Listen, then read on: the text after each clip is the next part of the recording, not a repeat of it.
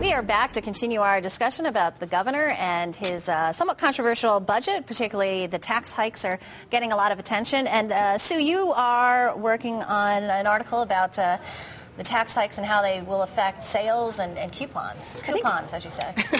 I don't think a lot of people know about it. I didn't realize at the time when he first proposed it that right now, if you buy something that was, say, originally $20 and you get a 50% off sale and you get it for $10, right now you get pay tax on the $10. But under Malloy's proposal, you would pay tax on the $20, the original price.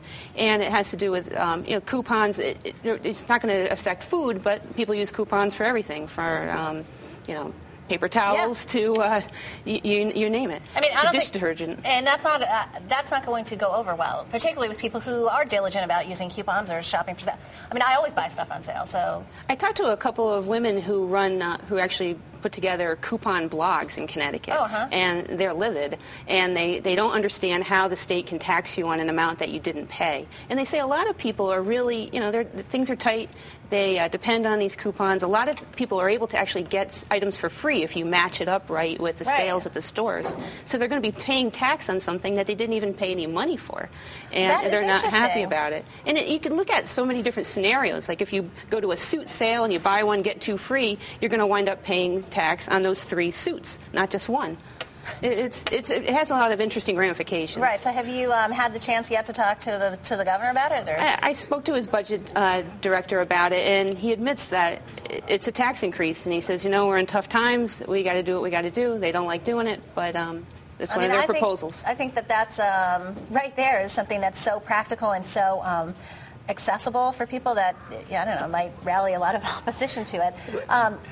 It points out how sometimes these little things are what really infuriates people. This isn't going to be the biggest tax impact on them, but people are going to find it annoying, and we'll see if that stays in there because they'll hear about that.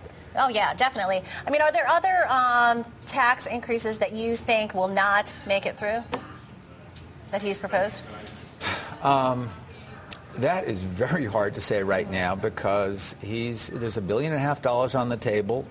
He's saying you take anything out, you got to replace it. The electricity generator tax. I think that's, there's some issues coming up about that. That's turning out to be a lot more complicated, and now there's an argument that it will affect consumers, which is the administration originally said no. Well, that's $58 million. In the context of $1.5 billion, maybe it's not a lot, but it's still a significant hole you have to fill. So I think any dollar that comes out of that package, anybody who wants to do that, they're going to have to propose something else that takes its place. Based on history, I think that the property tax credit, based on the history of the legislature, and a lot of the legislators who are in there right now have voted for that. They've been trying to cut that. They raise it. It goes back and forth on a fairly regular basis. This has been going on for a long time. And there's a lot of support for that. Now, whether it would remain at the full maximum $500, who knows? It could end up at $300. But in general, there is support, particularly among Democrats, for helping people with their property taxes. Granted, if you're paying $6,000 on your house, what is $500? Well, just look at the history of the legislature, how they voted in favor of that. And I don't think they'll just say, let's forget about this one. Do you get a feel for how contentious this might be? I mean, are we going to have a budget in July, or the Republicans going to float their own budget, or? Well, you've got a Democratic legislature. They've been wanting a Democratic governor for 20 years, so it's probably not in their interest to make it prolonged.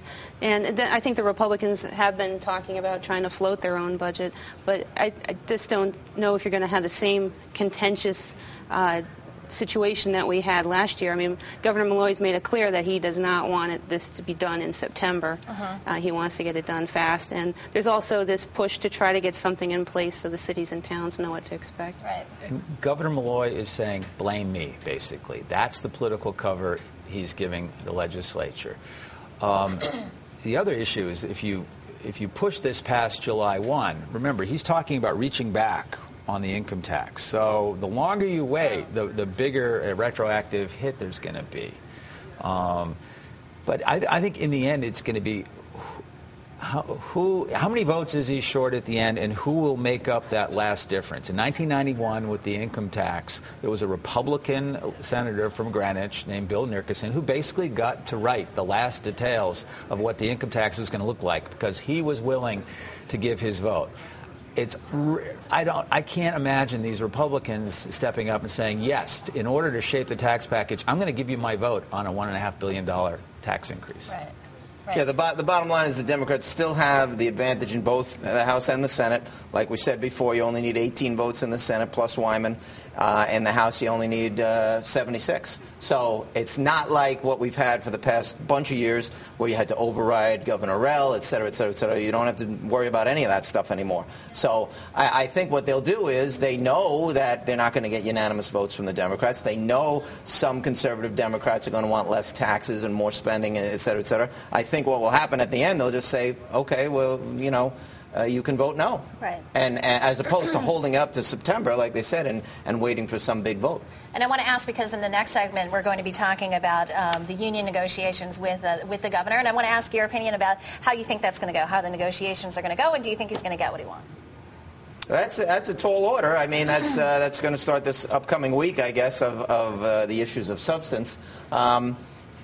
Normally, people, as Speaker Donovan said, you don't ask for something publicly unless you think you can get it. Yeah. So there may be more going on there than we realize.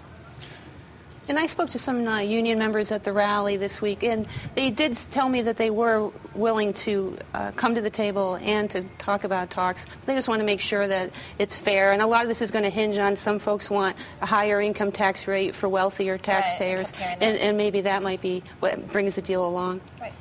Nobody has been able to explain realistically how you can get $1 billion out of wages and fringes that are a little over $5 billion. You're talking about these people giving up 20% of their income and benefits. That is going to be a tough negotiation. Definitely.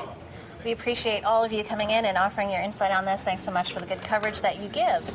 Thanks, Chris. Coming up, some of Connecticut's union leadership is here to talk about what's going on in Wisconsin and why it matters for Connecticut.